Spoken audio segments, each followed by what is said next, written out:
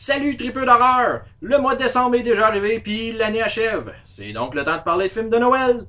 J'avais l'intention de faire un top 10 de films qui se passent dans le temps des fêtes, mais je me suis rendu compte que il me manque quelques films dans ma collection pour en avoir 10. Donc ça va aller à l'année prochaine. En attendant, j'ai décidé de vous jaser en détail du remake d'un film que j'affectionne particulièrement beaucoup et dont je comprends pas toute la haine qui l'entoure. Black Christmas ou Black Xmas est évidemment le remake de Black Christmas de Bob Clark, originalement sorti en 1974 et qui est aujourd'hui reconnu comme étant le tout premier slasher. Beaucoup considèrent que ce honneur-là revient à Halloween de John Carpenter ou même Peeping Tom, mais c'est vraiment Black Christmas qui a établi les bases de ce qui allait devenir éventuellement un des sous-genres les plus populaires de l'horreur. Halloween les a juste perfectionnés. Après l'énorme succès du remake de Ringo en 2002, beaucoup d'autres ont suivi. Il y a eu Texas Chainsaw Massacre puis Willard en 2003, Dawn of the Dead puis The Grudge en 2004, Amityville, The Fog et House of Wax en 2005, et en 2006, The Hills Have Eyes, The Omen, The Wicker Man, Pulse, When a Stranger's Call et finalement Black Christmas. Il y en a eu une chier par après, mais je vais m'arrêter ici, sinon je vais être encore là l'année prochaine. Quand ça a été annoncé en 2005 que Black Christmas aurait droit à son remake, les fans de l'original étaient loin d'être heureux. Preuve qu'il y a des choses qui changent pas, hein? Le film est écrit et réalisé par Glenn Morgan, qui est un producteur et scénariste qui travaille surtout dans le domaine de la télé et qui collabore souvent avec James Wong. Ils ont travaillé ensemble sur The X-Files et Millennium, puis en 2000 sur Final Destination que Morgan a écrit et Wong réalisé. Le film a été un succès, puis c'est maintenant devenu une franchise qui a aujourd'hui 4 suites. Mais Morgan voulait faire plus que juste écrire et puis produire, et en 2003, il a eu l'opportunité de réaliser le remake de Willard, qui a malheureusement pas été un succès au box-office. Le film est pourtant très bon, mais faut être réaliste. Crispin Glover, qui joue le rôle titre, est pas un acteur qui va attirer les foules au cinéma, puis en plus, Willard est le remake d'un film assez obscur des années 70. Malgré tout, le film a plu aux critiques et voyant le potentiel de Morgan, les studios lui ont confié les rênes du remake de Black Christmas. Plus jeune, il regardait l'original quand il passait à la télé, fait qu'il était vraiment content de pouvoir réaliser sa propre version, puis son but c'était que son film lui rende hommage tout en racontant une autre histoire. Dans la version de 74, des jeunes femmes membres d'une sororité sont la cible d'un dérangé qui les harcèle par téléphone en leur faisant des appels obscènes et en proférant même des menaces de mort. Who is this?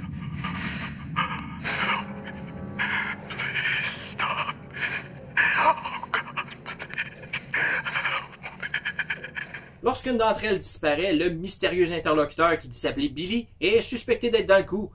Mais plus le temps avance, plus les cadavres s'empilent et malheureusement la police tarde à identifier la source des appels. Dans le remake, l'histoire est sensiblement la même que dans l'original, mais au lieu que l'action se déroule pendant quelques jours, le tout se passe en seulement une soirée. Puis en plus, on explore les origines de Billy, le tueur. On sait maintenant qui il est et pourquoi il tue. Le tout nous est présenté lors de quelques séquences de flashback au cours du film. Billy Edward Lenz was born with a rare liver disease that gave him yellow skin. Merry Christmas, Billy. His parents hated each other. The mother hated Billy. He was not the child she always wanted. Bob Clark, le réalisateur de l'original, a rejoint la production en tant que producteur exécutif puis était vraiment content de la direction que prenait le remake, tellement qu'il leur a donné sa bénédiction. Glenn Morgan le consultait souvent pour le scénario, puis Clark lui a confié que lorsqu'il travaillait sur le film à l'époque, il voulait donner une histoire à Billy, mais malheureusement, pour plusieurs raisons, il n'a pas pu. Il a donc utilisé les appels qu'il fait au cours du film pour donner une petite idée de son histoire, mais sans jamais vraiment l'approfondir. Morgan a décidé de prendre ce qui avait été fait puis de remplir les trous pour finalement donner une histoire à Billy. Puis Clark a adoré l'idée. Morgan s'est basé un peu sur l'histoire du tueur en série Edmund Kemper pour les origines de Billy. Son histoire est vraiment intéressante, fait que je vais vous la résumer un peu. Puis by the way, j'aime mieux vous avertir tout de suite, mais après vous avoir parlé de Kemper, j'aurai pas le choix de spoiler l'histoire de Billy, puis éventuellement la fin du film.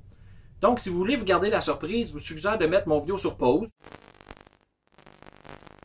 d'aller regarder Black Christmas, puis de revenir checker le reste de mon vidéo après. Kemper a pas eu une enfance facile. Sa mère le détestait, puis elle l'enfermait dans le sous-sol de peur qu'il viole sa sœur. Il s'amusait à torturer les animaux domestiques du quartier, puis il a même enterré son chat vivant. Sa mère l'a éventuellement envoyé vivre chez ses grands-parents, où il s'est fait maltraiter par sa grand-mère. À l'âge de 15 ans, Edmund, armé d'un fusil, a tué sa grand-mère, puis quelques minutes plus tard, son grand-père d'une balle dans le nuque. Il a avoué l'avoir tué par pitié pour pas qu'il apprenne ce qu'il venait de faire à sa femme. Diagnostiqué schizophrène paranoïde, il s'est fait interner pendant 5 ans, puis une fois libéré, il est retourné vivre chez sa mère. C'est là qu'a commencé une série de meurtres où il a généralement tué des autostoppeuses. En tout, il en a tué 6 qui a soit étranglé, soit tiré une balle dans la tête pour ensuite les décapiter puis garder leur tête en guise de trophée. Sa mère a été une de ses dernières victimes, puis il s'est amusé pendant 3 jours à jouer au dard en servant de sa tête comme cible. Peu de temps après, Kemper a été arrêté puis condamné à perpétuité et purge aujourd'hui sa peine dans la prison de l'État de Vacaville en Californie. Parce que oui, il est encore vivant. Billy aussi a pas eu une enfance facile. Il est né avec la jaunisse, une maladie du foie qui fait que sa peau est de couleur jaune et sa mère le déteste.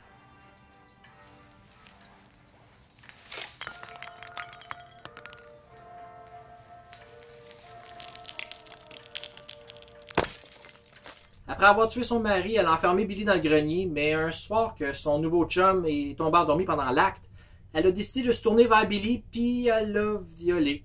9 mois plus tard, elle a donné naissance à sa sœur/fille, Agnès. Billy déteste Agnès parce que c'est elle qui reçoit tout l'amour et l'attention que lui a jamais eu droit. She's my family now. Puis un soir, soit celui du 24 décembre, il réussit à s'échapper du grenier pour s'en prendre à sa sœur et passe vraiment proche de la tuer. Il s'attaque aussi à sa mère et à son chum et les tue pour en faire des biscuits de Noël.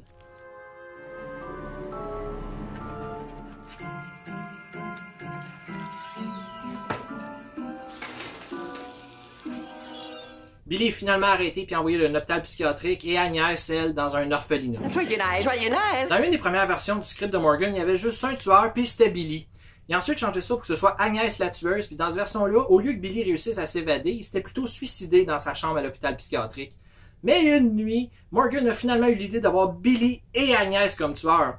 Aussitôt, il a appelé James Wong pour lui en faire part et Wong a adoré l'idée, puis au final, c'est ça qui s'est retrouvé dans le film. Black Christmas a été produit par Dimension, une division de l'infâme Weinstein Company, puis dans ce temps-là, c'était ça puis Hostel, les films d'horreur qui dominaient au box-office. La Weinstein voulait donc que le film reflète un peu plus ce qui était à la mode, soit le torture porn. C'est là qu'on voit que les producteurs sont complètement déconnectés. C'est pas tant la torture puis le gore qui faisait que ces films-là rapportaient gros, c'est parce que c'était des bons films avec une histoire solide, en plus d'être quelque chose qu'on n'avait pas encore vraiment vu au cinéma. Morgan a donc dû faire quelques changements à son script, puis il s'est battu tout au long de la production avec les studios.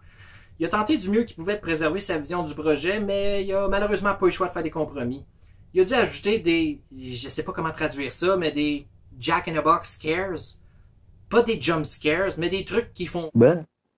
Scares, which I fucking hate. Non, puis à cause d'une visite d'Harvey Weinstein, il a dû rajouter quelques scènes de gore ici et là. Pour jouer les membres de la sororité, Glenn Morgan a décidé de caster 5 jeunes actrices montantes.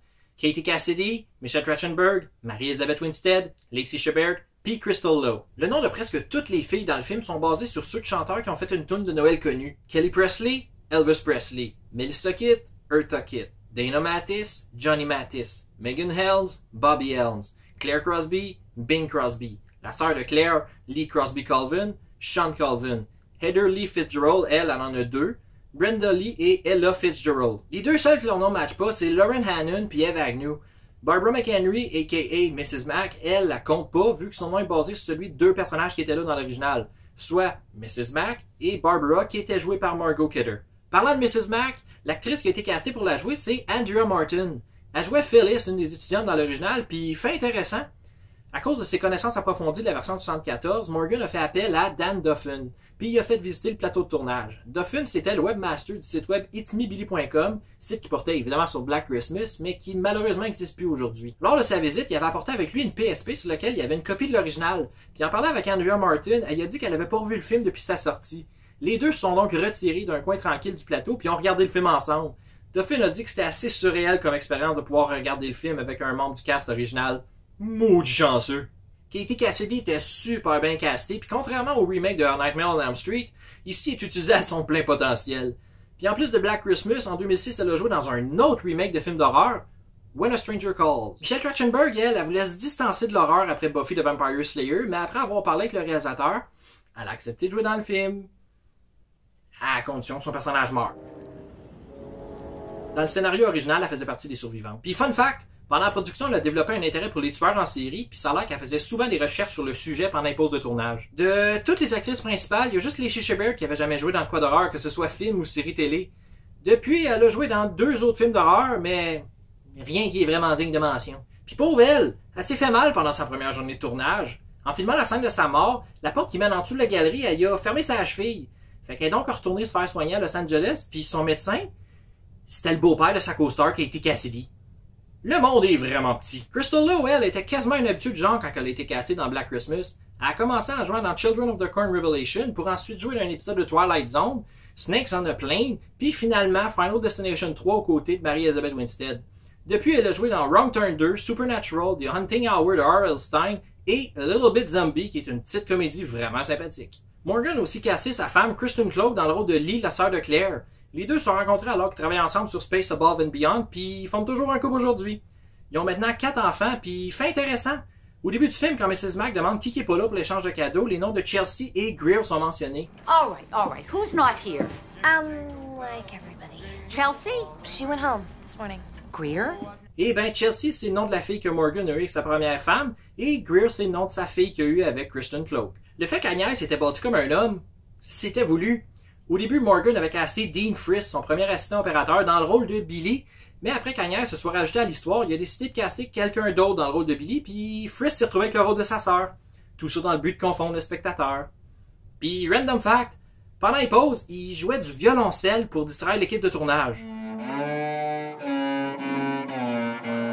Preuve qu'il faut vraiment pas se fier aux apparences. La maison dans le film original était située à Toronto, puis pour le remake qui était tourné à Vancouver, ils ont réussi à en trouver une dont le look et la disposition des pièces étaient similaires. Les scènes de flashback ont été tournées en premier, puis la maison a été enlaidie pour y donner une apparence de vieille maison délabrée. Une fois les scènes de flashback filmées, le papier peint qui avait été installé pour rendre la maison laide a été enlevé, puis la maison a été nettoyée et pimpée pour Noël. Il y a quelques hommages à Bob Clark dans le film. L'hôpital psychiatrique où Billy est interné, le Clark Sanitarium, est nommé en son honneur, puis en background, on peut voir la fameuse lampe jaune de A Christmas Story. Il y a aussi quelques clins d'œil à la version de 74. La fille qui se fait étrangler avec un sac en plastique puis qui se retrouve sur une chaise berçante, les scènes en caméra subjective, les gros blancs sur l'œil du tueur qui regarde au travers d'un trou, et la fameuse licorne en cristal. Le film a été tourné en 29 jours puis il y avait un budget de 9 millions de dollars. Le studio a décidé de sortir le film le 25 décembre en espérant recréer le succès de Scream qui, en 96, était sorti 5 jours avant Noël. Mais malheureusement, le film a vraiment pas été un succès. Il a récolté seulement 3 millions lors de son premier week-end puis il a terminé sa course avec seulement 21 millions de dollars au box-office. Puis en plus, il s'est retrouvé avec une belle note de 14% sur Rotten Tomatoes. C'est triste parce que Glenn Morgan disait que si le film floppait, c'en était fini de sa carrière de réalisateur au cinéma. Puis il a pas eu tort. Il a pas réalisé d'autres films depuis, mais il est quand même retourné derrière la caméra pour réaliser un épisode de la saison 10 d'X-Files. Puis d'après IMDb, il va en réaliser un autre pour la saison 11. Personnellement, je souhaite qu'un jour il puisse faire d'autres films. Le gars, il a l'œil pour la réalisation. Les angles de caméra utilisés dans Black Christmas sont sublimes. On a vraiment l'impression qu'on voit les scènes au travers des yeux de Billy ou d'Agnès, puis on a le feeling que les personnages sont épiés. Puis les couleurs sont écœurantes. C'est vraiment un beau film. Ce qui est dommage, c'est que la version Blu-ray de Black Christmas est très rare. Et très chère. Je sais qu'il faut pas nécessairement se fier au prix d'Amazon, mais elle est 200$, puis sur eBay, j'ai juste vu une copie, puis elle était 100$. Comme je dis, c'est vraiment dommage, parce que c'est un film qui, en Blu-ray, doit être tellement beau. Ah ouais, Scream Factory, sors-nous une édition de collection de Black Christmas version 2006. Tu as sorti l'original, à Stars to Remake d'avoir son heure de gloire. Au moins, le film est pas rare en version DVD. La version Unrated est disponible pour une dizaine de dollars sur Amazon, mais c'est pas cette version-là que j'ai dans ma collection. La version que j'ai est plutôt spéciale. Sur mon DVD, j'ai 2 versions du film, non pas la version Rated et Unrated, mais plutôt la version théâtrale en anglais et la version du Royaume-Uni doublée au Québec. Oui, Royaume-Uni. À part quelques secondes rajoutées ici et là, il y a 2 grosses différences assez flagrantes. Premièrement, le meurtre de Melissa, personnage joué par Michelle Trachtenberg, est complètement différent. Dans la version théâtrale anglaise, elle se fait scalper par Agnès qui lui lance un patin, tandis que dans la version française, elle se met un sac en plastique sur la tête et Agnès lui arrache un œil avant de la traîner dans le couloir en la prenant par l'orbite. By the way, cette scène-là, c'est Harvey Weinstein qui l'a demandé. Personnellement, je préfère le patin. Deuxièmement, la fin pas la même. Oui, les deux se passent à l'hôpital, mais dans la version sortie au cinéma, Billy et Agnès se réveillent à la morgue et Billy tue le préposé. Pendant ce temps-là, une infirmière vient chercher Kelly qui est avec Lee dans sa chambre et l'amène passer des rayons X. Billy et Agnès passent par le plafond pour se rendre à la chambre de Kelly et Lee se fait tuer. De retour dans sa chambre, Kelly se fait attaquer par Agnès et elle la tue en utilisant un défibrillateur dans sa face.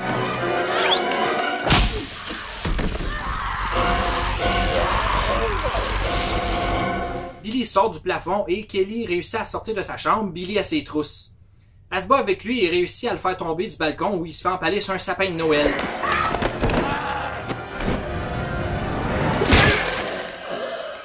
Fin. La fin de l'autre version est vraiment moins bonne. Lee est dans la chambre de Kelly, puis un policier vient la chercher, lui demande d'identifier le corps d'Agnès, vu qu'elle et Kelly sont les seuls à l'avoir vu. Mais c'est pas Agnès qui est dans le sac mortuaire, c'est sa sœur Claire. Pendant ce temps-là, on voit Billy tout brûler sur la table d'opération, puis il est déclaré mort. Alors, heure du décès, 22h35. De retour dans la chambre, Lee se fait tuer par Agnès. Kelly, qui était partie passer des tests, revient dans sa chambre et elle se fait attaquer à son tour. Tout comme dans la version théâtrale, Agnès fait défibriller la face et meurt. Plus tard, les parents de Kelly viennent la chercher à l'hôpital. That's it. Avouez que ça manque de punch. Mais il n'y a pas juste ces deux fins-là qui existent. Il y a une version où Kelly, qui est dans sa chambre avec Lee, reçoit un appel du cellulaire de Kyle, ce qui veut dire que Billy ou Agnès sont toujours en vie. Et une autre où Kelly se fait montrer le cadavre de Billy pour lui prouver qu'il est bel et bien mort, et ses parents viennent ensuite la chercher. Mais surprise! Billy est toujours vivant et s'est enfui dans les murs de l'hôpital. Fun fact, l'hôpital qui est utilisé dans le film, c'est la même qui est utilisée dans Supernatural. Quand même drôle parce que Katie Cassidy a joué dans 6 épisodes de la série. Une chose qui a clairement pas aidé le film à avoir du succès au box-office, c'est la controverse entourant les bandes annonces. Une fois le tournage du film terminé, les studios ont décidé de filmer des scènes spécifiquement pour les trailers, et ce, sans que le réalisateur soit au courant. Ces scènes-là montraient une fille poignée en dessous de la glace, un autre qui tombait du toit enroulé dans des lumières de Noël, Lacey Chabert qui se faisait tirer dans une espèce de grosse déchiqueteuse, et Michelle Trachtenberg dans un couloir sombre avec Billy suspendu au plafond au-dessus d'elle. Quand Glenn Morgan a appris ça, il était en beau tabarnak, puis avec raison. Avec ces scènes-là, puis la façon dont les bandes annonces étaient montées, ça donnait vraiment l'impression que le film était un slasher avec l'action non-stop, tandis que c'est vraiment pas le cas. Le film est certes plus rythmé que l'original, mais c'est quand même un film qui prend son temps pour établir les settings et les personnages. Avec ces bandes annonces-là, les studios ont clairement menti aux spectateurs. Je comprends pas comment ils ont pu penser que c'est une bonne idée. On sait tous qu'une mauvaise bande-annonce peut vraiment affecter le succès d'un film. On a juste à penser au remake de Ghostbusters ou à Terminator Genesis. Pis ça, c'est sans compter le bouche à oreille. Ceux qui sont allés le voir au cinéma ont juste pu être déçus du fait que ces fameuses scènes-là apparaissent pas dans le film, puis ils l'ont fait savoir à tout le monde. C'est pour ça que le film s'est planté au cinéma, puis c'est pour ça que Morgan n'aime pas son film aujourd'hui. Non seulement il a été mal marketé, mais en plus les changements qui ont été apportés pour supposément le rendre plus mainstream ont fuck all aidé. Il a quand même été démoli par les critiques. Suite au flop du film, Bob Clark a annoncé qu'il souhaitait commencer à travailler sur une suite à l'original, mais malheureusement en 2007, il est décédé dans un accident de voiture avec son fils. Black Christmas fait selon moi partie des bons remakes, puis personnellement je le préfère à l'original. Faut spécifier que je l'ai vu avant de voir la version de 1974, puis je l'ai vraiment adoré. Il est peut-être pas du calibre de The Thing ou The Fly, deux remakes qui sont tellement bons qu'ils ont réussi à éclipser les originaux, mais il mérite pas mal plus d'amour qu'il y en a en ce moment. Heureusement, le film commence à avoir un peu plus de reconnaissance, puis d'année en année, de plus en plus de monde lui donne une seconde chance. J'espère sincèrement que mon vidéo va vous avoir donné le goût de le voir ou même de le revoir et que maintenant vous voyez Black Christmas version 2006 sous un tout autre angle. Sur ce, je vous souhaite donc à tous et à toutes un joyeux Noël, une bonne année 2018 et en terminant, n'oubliez pas d'aller faire un tour sur Horreur Québec pour toutes vos nouvelles concernant le merveilleux monde de l'horreur et comme d'habitude, si vous avez aimé mon vidéo, laissez-y un petit thumbs up et si vous aimez ce que je fais, vous voulez en voir plus, abonnez-vous à ma chaîne.